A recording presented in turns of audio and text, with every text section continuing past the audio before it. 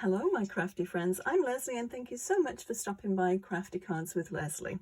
So today I'm using the Cheerful Daisies set again. I just love this set and I've made several cards with this and I never get tired of it. But the fold is a little bit different today.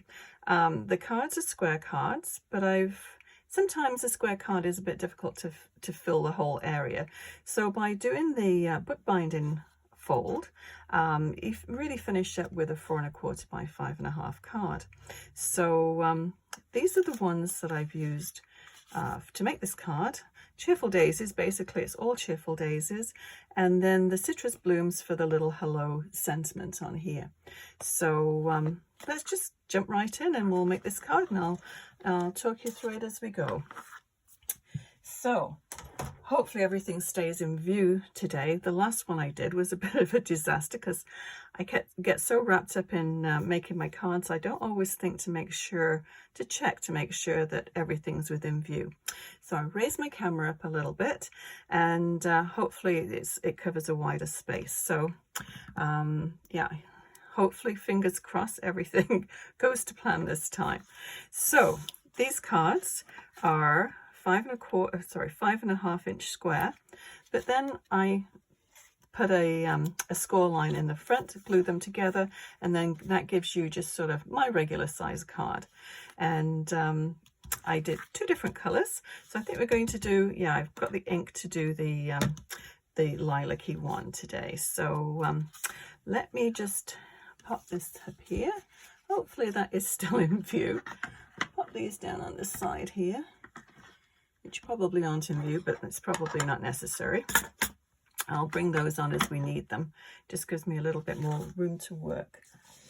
So first of all, I'll tell you the dimensions that I use for the cardstock. So it's just regular white cardstock, and it's a 11 by 8 1/2 piece of white cardstock that I just cut. So that's still 11 inches, 5 1/2. So then we score it at 5 1/2. And let me go ahead and do that. I thought I'd go through all the little bits and pieces today. And just grab my scoreboard. Of course, it's not where I thought it was. I always move things around and then lose them. So we're going to score this at 5 1/2. So 5 1/2. I always score it on one side and then flip it over, and it just seems to, I don't know what it does, but it makes it a neater kind of fold, a nice crease, and then just give it a good press. Okay, so then what we want to do is we're going to go in now. I've done 2 different scores on these cards, so it's very flexible what you do. But this one I scored at 1 1/4 inch, and this one I scored at 1 1/2 inch. So it's up to you really what you do. I'm going to do the first one again, the score at 1 1/4 inch. So what we want to do, you just move those out of the way. Bring this down. So we have it scored here at 5 1/2. So we're going to do 1 1/4 inch score. So that would be 5 1/2, 6 1/2, and then 1/4. So we'll go down here. And that's going to give a nice little score and fold. I love my little scoreboard. If you don't have one, definitely a good one to invest in. They're not really very expensive. We just line that up. That's sort of gone off kilter a little bit. Never mind, we'll trim that. We'll deal with that later. So now we've got this little fold here. I'm just going to open this up and we'll just seal it straight away. So that's all it is for a bookbinding fold. Very easy. And as I said, it just gives you that feeling that it's still a 4 1/4 by 5 1/2 inch card, just to do your friends. I'm just going to trim that with my paper trimmer. Sometimes they do get a little bit off, but that's okay. It's just a little smidgen out, but we may as well just trim it up. Sorry for the jiggly camera.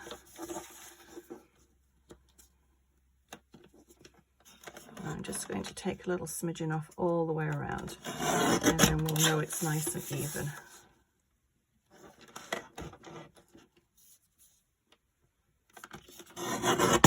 Okay, that's all we need to do. So it's always good to start off with a good solid card base, and then easier to just align everything up. Now, what I've done for the side of this one, I'll bring this one back in here. Actually, I'll bring the purple one back in here again, because that's the one we're going to be doing.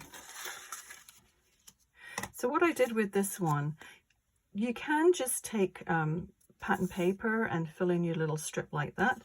You can take, and I tried on one, to just take a piece of cardstock, and I'll tell you the size of this one, and I inked it, and it's 1 inch by 5 1/4, so it just fills the area up quite nicely.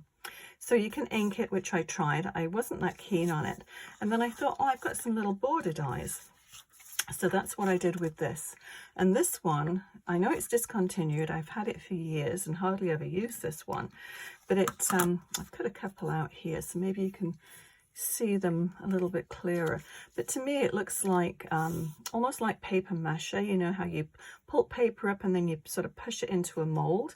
It has that real effect, or a plaster mold or something like that. It's quite pretty, and it's got little flowers, and but yeah, it is discontinued. I know it's a Tim Holtz one, but I think it's still available in some places online. So if you're interested, just Google Tim Holtz border emboss and cut border dies, and it should come up. So this is what it is, and it does, it embosses, it pushes the paper in there. And I didn't wet it or anything. It was just regular, same cardstock, and then it cut it out. So everything all in one, which is perfect. So I do like that. So that's what I went with in the end. But you, as I said, a strip of pattern paper.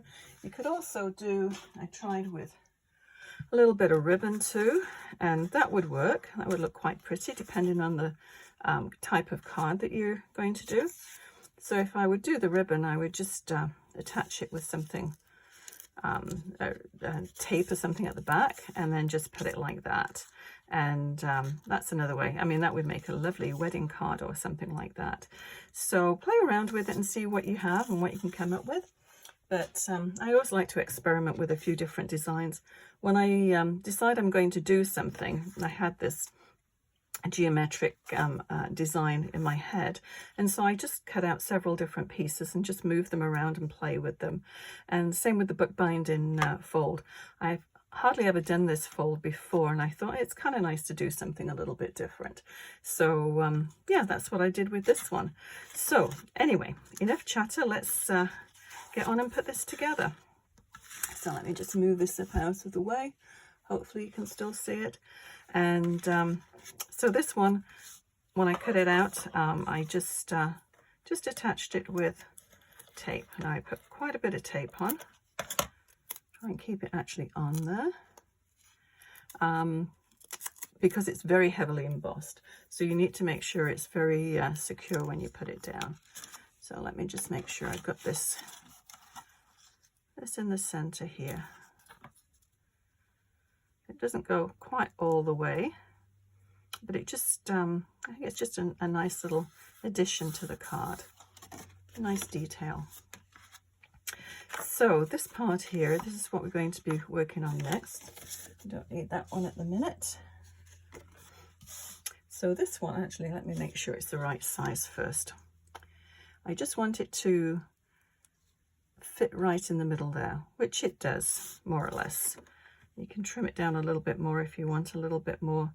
I think I'm going to take a smidgen off this one too. I wanted it 4 and it's just a little bit over 4. So it just gives you that nice little border around the edge there. So 4, there we go.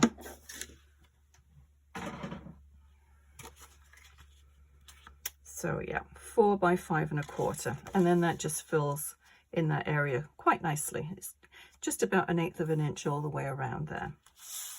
Okay, so let's do this part next. So I've cut out all the little bits and pieces, and how I got these is just by 2 square dies, and everything stick to them. Okay, so these ones are about 1 inch, 1 3/4 inches, but you can make them whatever size you want. So that's how I made these. So I cut 3 of these ones out, and I've put the tape, foam tape on the back. So let's just go ahead and we'll stick these bits down. Yeah, this is time consuming, but I should have just peeled it all off beforehand, but knowing me, they would have stuck everywhere and been a bit of a mess, but that's okay. Just need a little patience. Okay, so we'll just position those basically the same as I have them on this one here, and I tend to just piece little bits together. Don't want to waste any bits. You could actually make these little panels into shaker cards as well. Just put some acetate or something underneath here, and you've got an instant shaker card. That'd be kind of cool. Okay, I'll leave a little space in between those. And then the last one.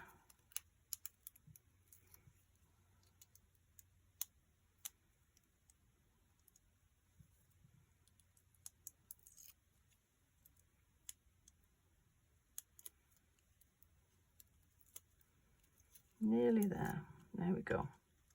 Okay. So we'll try and get that more or less straight, and that just fits on there quite nicely. They all turn out a little bit different. I don't think I've ever made 2 cards that are exactly the same, but that's okay. Now what we're going to do next is this. Now I've cut this these pieces out of the daisy. I always want to call it delightful daisies, the cheerful daisies, and they come with loads and loads of dies and all of the stamps and everything, which is just great. Oh, and one other thing as well, whoops, is, I haven't got it out here. I'll leave it, I had, which one was it now? Okay, I haven't got the die set that I used. Have I got the die set that I used? Yes, I do. These ones here. Yeah, this is the citrus bloom one. This is where I got the hello from. But I also used the leaves in here, these ones here, for this card. So what I cut the leaves out actually in soft sea foam, but these ones I just cut out in the white, and then we're just going to color them. So let me just bring my, whoops, I'm going to bring my Stampin' pad. I always like to use something that's a non-porous surface, and then it sort of holds the ink, and you can just drag the ink back onto the whatever it is that you're using here. And now this one is an old one. It's originally lavender lace, but I use close to my, as you can see, I scribbled, it's got something stuck to the top of it here, close to my heart, the wisteria ink. So there's loads of different lavenders, and so whatever you have, and I mean, experiment with colors too. You don't need to use lavender or pink, or you can have your flowers whatever color you want. So I'm just going to drag the color. I'm going to have most of the color on the center, but just drag it out, and any color that goes through, just pick it back up. And I don't want a huge amount of color on here. I just want them to look soft. Just a nice soft gentle look to these cards. And you don't have to do a hello, you can do whatever sentiment you wish. I think hello is good for anything, birthday or just a hello card. Just send a card to somebody just to say hello, which is kind of nice. It's always nice to get a card in the mail. Okay, I think that's all we need.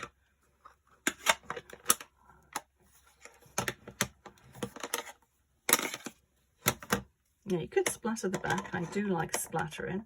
You could splatter the back, but I'm just going to leave it plain. I did with the other ones, obviously, so I'll just leave this as is as well. Okay, so let's bring this one back down here. And let's just position them.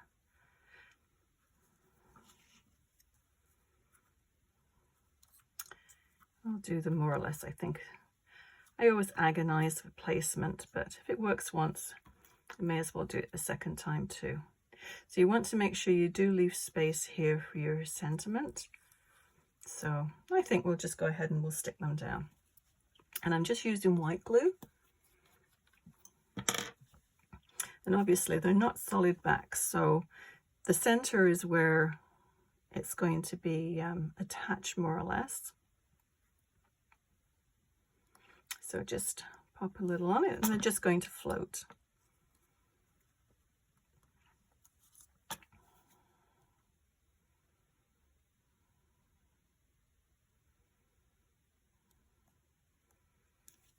Just random placement of the glue. We can put a little bit on this one underneath here. So that's going to just lay on that panel there. And that way too, if it's sort of loose on the edges, there's room to tuck your leaves underneath. Doing it again, I'm pulling things towards me. Won't be on camera. Oh, I don't know. You'd think I would learn.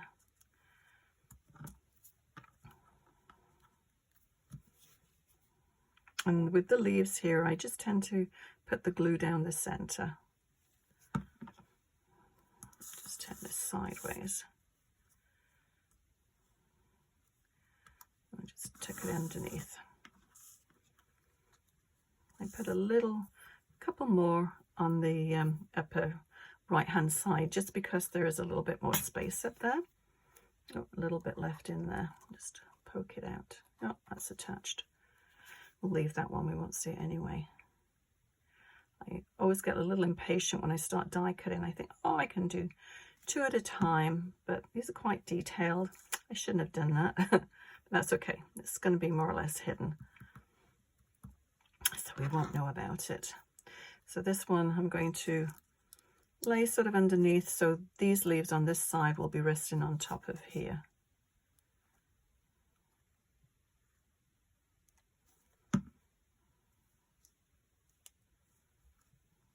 Yep, got the right side.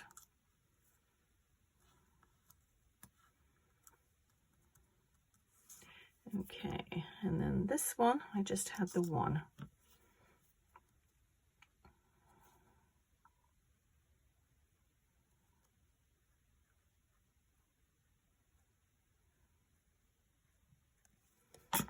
Okay, there again, that's going to rest just up here on this little frame. Okay, so let's go ahead and we'll attach it to the front panel, the front card, and just make sure those are stuck, and then we'll just use tape runner. Now you could put foam tape underneath this, but I think with having those panels on, there's probably quite a lot of thickness, and you want to just be mindful of it going through the mail. I'm just going to pick this up just so I can line it up. I always find white on white is a little difficult to see, especially with the bright lights on.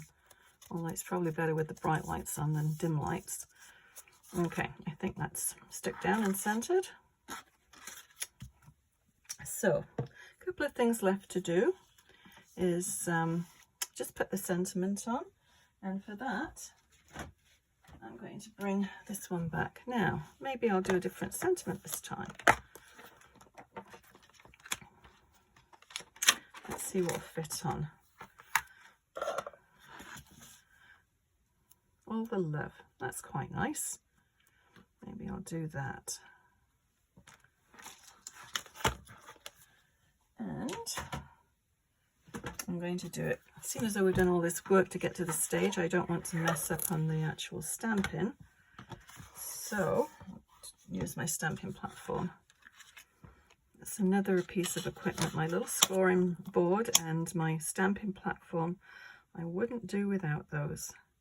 Actually, my Big Shot. There's a few things I wouldn't do without, but definitely my Stampin' platform is a must. I'm quite a nervous stamper, I must admit. I'm always worried that I'm going to mess up. But this usually, I shouldn't say that. Something's probably not going to go as planned. Now, I could do it in the green. Granny apple green goes quite nicely with the soft sea foam.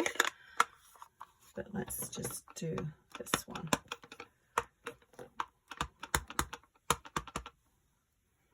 Okay, and I do want to make sure I don't get it around the edges because that would be disastrous. That's nice.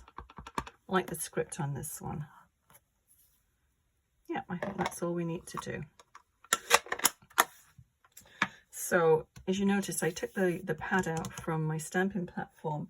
The reason being is, well, I've said this before, these stamps are red rubber. I love the red rubber stamps. They've got the detail seems to be a lot finer and a lot more precise. And it's obviously quite a lot thicker than the other stamps. So it's quite nice to be able to take that rubber in and out when you need to. So we've got that done, we've got that done. All we need to do is to put a few little gems on, a little bit of bling. I'm getting to the end of my little bling here.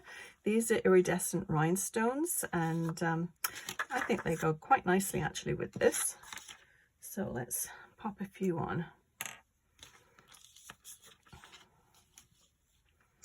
Now, I think we can put a couple on here, fill in that little gap, and I just had them down there, but maybe I'll put another couple up here and one down here. Here I go again, agonizing. I'll stick one in the middle there. So I think that is a really pretty card, and so good for so many occasions. That would make a nice anniversary card actually, or a wedding card too. So yeah, I will list everything that I used to make this card, and if you enjoyed it, please give it a thumbs up and consider subscribing. We'll see you next time for another card idea. Okay, happy crafting. Bye bye.